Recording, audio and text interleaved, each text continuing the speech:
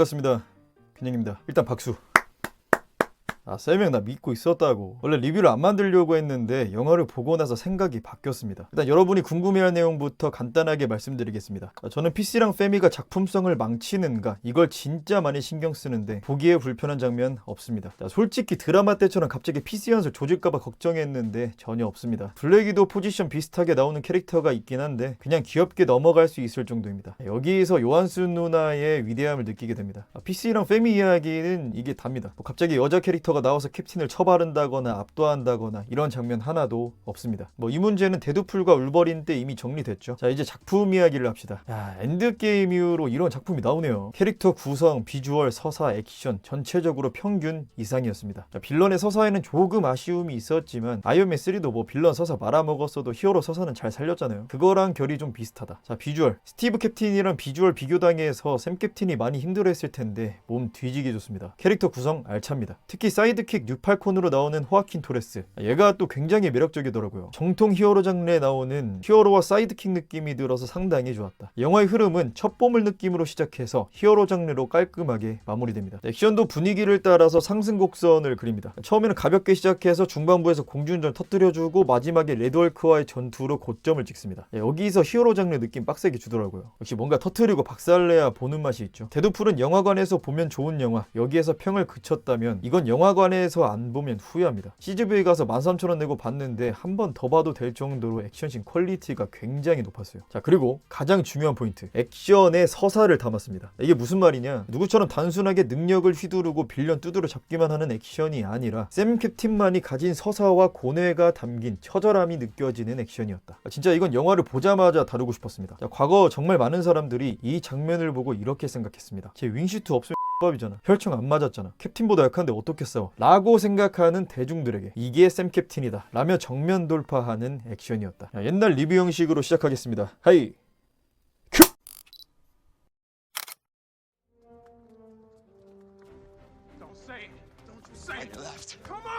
샘 윌슨. 샘은 과거 스티브와의 첫 만남부터 엔드게임에서의 작별까지 캡틴의 사이드킥으로 훌륭하게 활약했습니다. 부족한 전투력을 윙슈트로 보완했고 캡틴은 할 수 없는 공중전 액션을 선보였죠.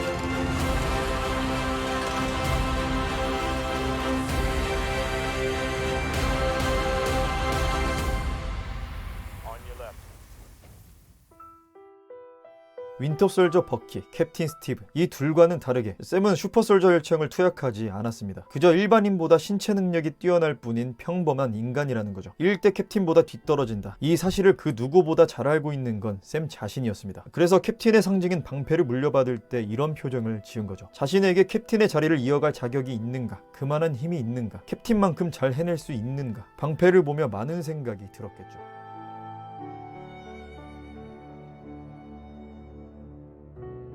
이 책임감으로부터 오는 압박은 드라마 팔콘과 윈터솔저에서도 계속해서 이어졌고 결국 방패를 포기하는 지경에 이릅니다. 하지만 스티브가 샘에게 방패를 건넨 이유는 강한 사람이기 때문이 아닌 좋은 사람이었기 때문. 샘 윌슨은 항상 대의를 위해 전장에 뛰어들었고 캡틴과 함께했습니다. 평범한 인간의 몸으로 말이죠.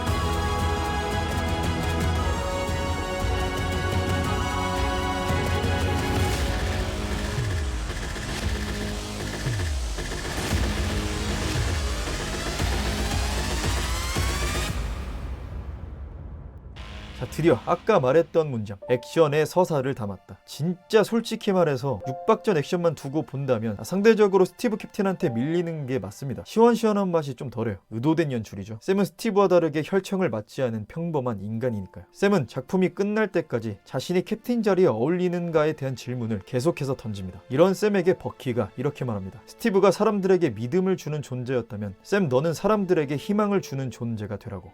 이게 심금을 울리지 않습니까? 지는 혈청 맞고 기계팔 달아놓고 너는 뒤져도 혈청 맞지 말라고 못 박아버려. 장난이고, 스티브가 샘을 선택한 이유는 강한 사람이기 때문이 아니라 좋은 사람이기 때문이라는 걸 다시 한번 되새겨줍니다. 만약 대중성을 위해 육박전에서 힘과 스피드 연출을 초인적으로 했다면 이런 서사들이 다 무의미해졌겠죠. 그리고 스티브 캡틴이랑 비교해서 그런 거지 육박전도 굉장히 잘 뽑았고 방패를 사용하는 방식도 굉장히 다채로워서 보는 맛이 있었습니다. 무엇보다 중요한 건 서사에 맞게 평범한 인간의 몸을 가지고 부족한 힘으로 사력을 다해서 싸우는 모습 덕분에 샘이 하는 말에 더 몰입할 수 있었다는 거. 근데 여기서 끝이 아닙니다. 공중전 액션이 진짜 개질입니다. 아니, 팔콘으로 보여줄 수 있는 액션 최대치를 지금 이렇게 보여주면 다음에 어떻게 감당하려고 하지? 라는 생각이 들 정도로 잘 뽑았다. 공중전은 진짜 영화관에서 안 보면 후회할 정도입니다. 그리고 레드 헐크와의 전투는 스마트 헐크랑 시헐크로 받은 상처를 치유받는 느낌이었다. 딱 이겁니다. 통제되지 않는 포악한 헐크. 드디어 내가 이걸 대형 스크린으로 음향 빵빵하게 해서 보는구나. 대중이 원하는 헐크 액션을 잘 보여줬다. 누군 짧아서 아쉽다고 하던데 원래 헐크 액션씬의 러닝타임에 비해서 다 짧았습니다. 딱 적당한 선에서 잘 끊었다. 그리고 헐크를 진정시키는 방법에 대한 불만도 있던데 로스가 레드 헐크로 변하는 순간에 유리창에 비친 헐크가 된 자신을 인지하는 장면이 나옵니다. 그러니까 사람 말을 알아들을 정도의 이성은 남아있었다는 거죠. 그리고 변신 전에도 분노를 조절하는 연출도 있었고요. 좀 더 폭주하지 않아서 아쉬운 거지 납득하지 못할 장면은 아니었다. 이게 대중이 원하는 난폭한 모습도 보여줘야 되는데 그렇다고 일반인이 슈트발로 헐크를 이기면 안 돼. 둘 다 챙겨야 했기 때문에 나온 결과였다고 생각합니다. 아무튼 이미 서사가 이렇게 만들어진 이상 샘 캡틴은 앞으로 이런 괴물들을 평범한 인간의 몸으로 상대해야 한다는 거. 그래도 샘 캡틴은 슈트발 플러스 전투 센스가 있으니까 이대로만 액션씬을 잘 뽑아준다면 다음 영화도 보러 갈 것이다. 자, 일단 이타심과 깡이 지리다는 건 입증이 되었습니다. 이제 뭐가 남았느냐? 히어로가 되려는 캐릭터의 능동성과 정신력. I'll do my best. That's why it's yours.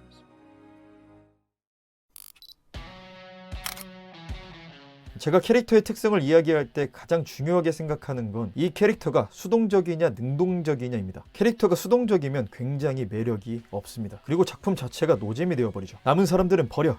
그런가? 이런 거죠. 누구 말에 휘둘리고 상황에 휘둘리고 환경에 휘둘리고 이러면 있으나 마나한 캐릭터가 된다는 겁니다. 아이언맨, 캡틴, 로키처럼 주변 사람들 말 쌩까고 자기 소신대로 행동해야 마찰도 생기고 사건도 발생하고 보는 사람도 재밌어지죠. 팔콘이 그랬습니다. I can't ask you to do this, Sam. You got out for a good reason. Dude, Captain America needs my help. There's no better reason to get back in. 매력 지리지 않습니까? 저는 이 대사를 부장님한테 써먹어. 팔콘의 이 결정은 스티브 캡틴이 하이드라를 무력화시키는 데에 엄청난 도움을 줬습니다. 옳은 일을 하는 캡틴에게 내가 조금이라도 힘이 된다면 그토록 싫어하던 전장으로 복귀하겠다. 이게 팔콘 서사의 시작입니다. 팔콘의 이 능동적인 태도는 캡틴이 된 뒤에도 두드러집니다. 영화 브레이브 뉴월드에서 사건을 이끌어갈 때 샘 윌슨은 선택의 기로에 여러 번 놓입니다. 이게 죄다 미국 대통령이랑 관련된 사건인데 웬만한 사람이라면 상황과 환경에 휘둘릴 만한 상황에서도 샘은 눈치 보지 않고 자기 소신대로 행동합니다. 그러면서 사건에 휘말리기도 하고 지리는 판단력으로 사건을 해결하기도 합니다. 빌런과의 대립구도가 힘 대 힘이 아니라 두뇌 대 판단력이라서 보는 재미가 더해졌다. 그러니까 샘의 강점은 높은 전투력이 아니라 사건 안에서의 능동성과 이상하리만치 좋은 판단력입니다. 시빌워에서 소코비아 협정 문제로 토니와 스티브가 썰전을 벌였죠. 사실 이 둘이 이야기하기 전에 샘이 가장 먼저 물꼬를 틀었습니다. So let's say we agree to this thing. How long is it going to be before they LoJack us like a bunch of common criminals? 117 countries want to sign this. 이후 토니를 설득하자는 스티브의 의견을 거절하고 앤트맨을 캡틴 팀에 데려온 것도 샘이었습니다. If we call Tony, he won't believe us. Even if he did, who knows if the Accords will let him help? We're on our own. Maybe not. I know a guy. How about our other recruit? Should be good. 결국 샘이 줄을 탄 캡틴 팀이 옳았고 앤트맨이 어벤져스에 합류하면서 엔드게임에서는 엄청난 나비 효과를 불러일으켰죠. Is anyone home? This is Scott Lang. We met a few years ago. Is this an old message? 이번 작품에서 정말 놀랐던 건 새로 나온 캐릭터 뉴 캡틴의 뉴 사이드킥 뉴 팔콘 호아킨 토레스. 얘도 굉장히 능동적인 캐릭터입니다. 이 부분은 둘이 닮았다는 거죠. 그래서 작전에 투입할 때 샘이 토레스한테 내리는 명령이 죽지 말라는 명령 하나뿐입니다. 쌍남자식 대화 나이스하죠. You lose someone? My wingman, Riley, flying a night mission. Standard PJ rescue op. Nothing we hadn't done 1,000 times before. Till RPG knocked Riley's dumbass out of the sky. Nothing I could do. It's like I was up there just to watch. Sorry. 그리고 이 캐릭터가 유쾌한 느낌으로 나온 덕분에 적당히 무게감 있는 샘과 대조되어서 캐릭터 구성이 질리지 않는 맛이었다. 샘과 다른 점이 있다면 샘은 작전 중에 캡틴의 지시대로 움직이고 적당한 위치로 가서 깔끔하게 지원을 해줬는데 호아킨 토레스는 작전 중에 욕심부리다가 샘의 말을 듣지 않을 때가 있습니다. 이것 때문에 좀 심각한 부상을 입기도 하고요. 뒤에 가서는 이게 샘을 향한 동경심과 잘 어우러졌고 덕분에 실패하는 경험도 쌓은 캐릭터가 되었다. 큰 힘에는 큰 책임이 따른다는 것을 너무 잘 알고 있는 캐릭터였다. 아무튼 또 마음에 들었던 건 드디어 엔드게임 이후의 스토리라인을 만들었다는 겁니다. 데드풀과 울버린은 뭐 아예 다른 제작사에서 넘어온 거니까 그냥 그러려니 하는데 닥터 스트레인지 대원돈의 멀티버스, 블랙팬서 와칸다 포에버, 더 마블스 이 세 가지는 진짜 그냥 개병 같은 PC 패밀 캐릭터 띄워주기 바빴지 타노스의 분립 사건과 이터널스의 셀레스티얼 사건 이후의 스토리를 제대로 다룬 적이 없습니다. 진짜 고구마 300개 먹고 물도 못 마신 느낌으로 살아왔는데 여기서 그걸 다룹니다. 가장 중요한 건 엔드게임 이후의 스토리라는 걸 관객이 직접적으로 느낄 수 있어야 된다는 거죠. 엔드게임 이후에 어떻게 될까? 라는 질문에 대한 대답을 6년 만에 들었다. 진짜 오래도 걸렸죠. 일단 여기서 얹힌 고구마 한번 싹 씻겨내려간 상태로 영화를 감상했다는 거. 비주얼 알차고 캐릭터 특성 매력있고 사이드킥 연결 훌륭하고 서사 연결 매끄럽고 캐릭터 구성 알차고 다 좋았는데 빌런의 서사가 살짝 아쉬웠다. 미스터 블루죠. 인크레더블 헐크에서 등장한 인물입니다.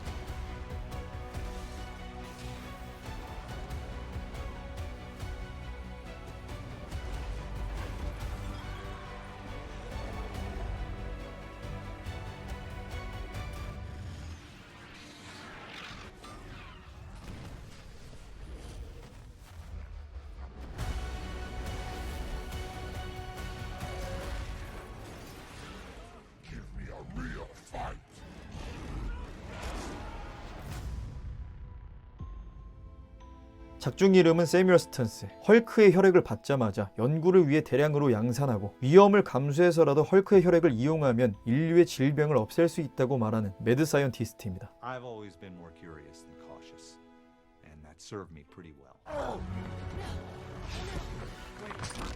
Now do it! That was the most extraordinary thing I have seen in my entire life. It's hard to know because none of our test subjects ever survived. Of course, they weren't getting the primer. What did you just say? We'll unlock hundreds of cures. We will make humans impervious to disease.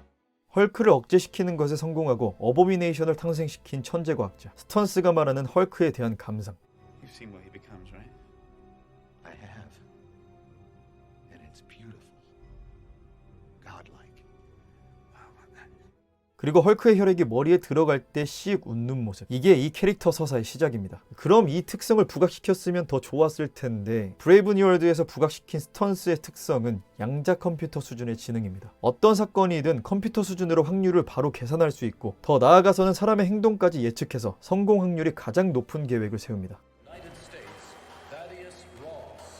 오케이, 여기까진 좋습니다. 나름 두뇌 플레이도 했고 히어로도 고전시켰어요. 그리고 아무리 똑똑해도 빌런이 히어로한테 공략당하는 건 히어로 장르의 뻔한 클리셰니까 매끄럽게 잘 넘어갔다고 생각합니다. 근데 뭐가 아쉬웠냐? 이 미친 지능을 가지고 하는 짓이 로스한테 복수하기, 이게 전부입니다. 악행의 동기는 납득이 됩니다. 연구를 미친 듯이 좋아하는 과학자한테 누명을 씌우고 감옥에 가둔 채로 10년 동안 노동 착취를 했으니까요. 심지어 면죄를 해주겠다고 약속해놓고 지키지 않았습니다. 스토리 진행은 매끄러워요. 근데 제가 전에 말했죠. 히어로의 서사는 빌런의 서사에 의해 그려진다고. 빌런이 노리는 게 개인에 대한 복수가 된 이상 결국 이 영화에서 샘 캡틴이 빌런으로부터 지킨 건 전 세계가 아니라 미국과 로스가 되는 겁니다. 물론 빌런의 복수를 위해 이용당하며 그 과정에서 피해를 입게 될 사람들을 구한 건 맞습니다만 이게 빌런의 목적에 따라서 관객이 상상할 수 있는 피해 범위가 있지 않습니까? 중요한 건 그겁니다. 딱 그 빌런을 생각했을 때 와, 이거 가만뒀으면 진짜 큰일 났겠다. 샘 캡틴 아니었으면 큰일 났겠다. 이게 크게 그려지지 않아서 아쉬웠다는 거죠. 빌런의 목적이 너무 개인에 한정되어 있었다. 세계 정복을 할 수 있는 수준의 지능과 기술이었는데 빌런을 너무 야망이 없는 캐릭터로 선택했다. 근데 왜 이런 캐릭터를 선택했을까요? 마케팅을 해야 되니까. 마블 다 망해가는데 갑자기 레드헐크가 튀어나온대. 심지어 해리슨 포드래. 이거 보고 보러 간 사람들 꽤 될걸요? 이런 걸 생각하면 홍보를 위해 선택한 캐릭터치고 탄탄한 구성의 영화를 잘 만들었다. 아무튼 빌런 야망이 없어서 그렇지 전체적으로 굉장히 매끄러운 진행이었습니다.